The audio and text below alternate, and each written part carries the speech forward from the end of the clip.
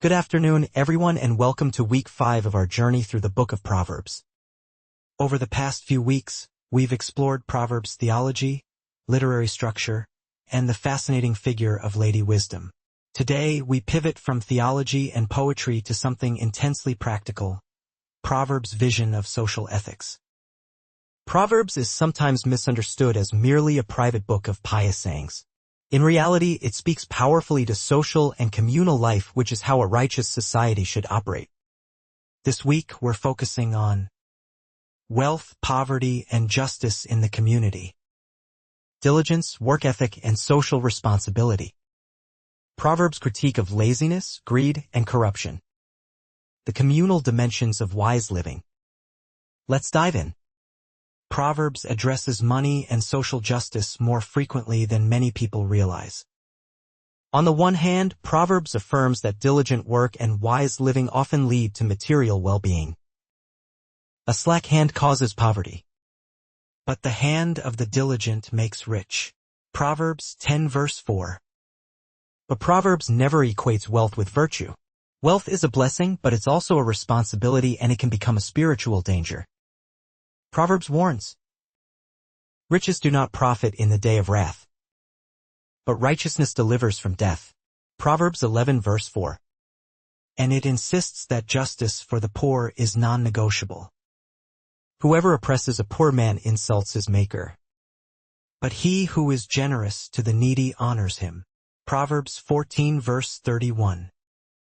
Here we see the theological core of Proverbs shining through. Human dignity rests in God's image, regardless of social or economic status.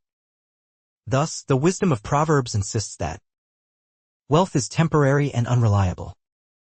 Generosity and justice are enduring values. God sees and judges how we treat the vulnerable. Another crucial theme in Proverbs is diligence. Proverbs celebrates hard work as both a path to personal provision, a contribution to community stability. Consider Proverbs 12 verse 11. Whoever works his land will have plenty of bread, but he who follows worthless pursuits lacks sense. Work in Proverbs is not merely economic. It's a matter of character. Diligence reflects faithfulness, wisdom, integrity. Yet Proverbs also tempers this teaching with caution. Work is good, but it's not ultimate. Proverbs 23 verse 4 reminds us, do not toil to acquire wealth. Be discerning enough to desist. True wisdom knows when to labor and when to rest and trust God. Proverbs reserves some of its strongest language for laziness, greed, and corruption. Consider the colorful imagery used for laziness. As a door turns on its hinges, so does a sluggard on his bed. Proverbs 26 verse 14.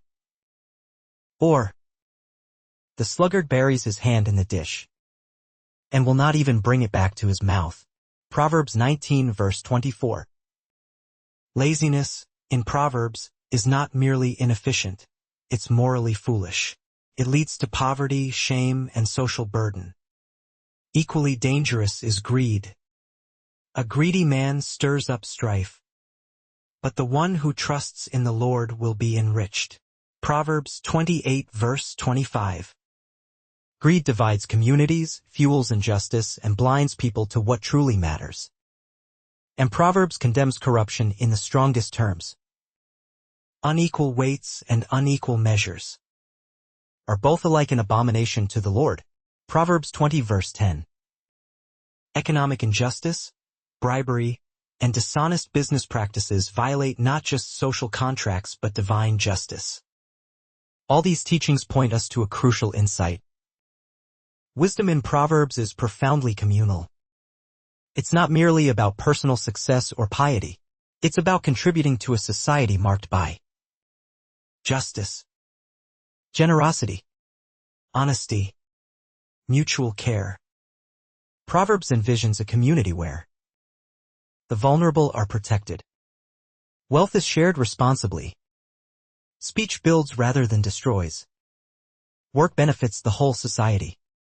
It's no accident that Proverbs repeatedly warns against slander, gossip, false witness. Because words can fracture communities as quickly as corruption or violence. This communal vision echoes Israel's covenant identity as people called to live out God's righteousness together. So in summary, Proverbs teaches that wealth is a gift but not an idol. Diligence is virtuous, but wisdom discerns when enough is enough. Laziness, greed, and corruption are spiritual and social evils. Wise living is fundamentally communal, shaping a just and compassionate society. I encourage you this week to read Proverbs 10 to 15 with these themes in mind. As you read, ask, how does each proverb reflect social concerns? How might these teachings speak into modern issues like economic disparity, corruption, and social responsibility? Next week, we'll explore Proverbs' teachings on family and relationships, which is another area where wisdom transforms daily life. Thank you, and may God grant us wisdom not just for our own lives, but for building communities marked by justice and compassion.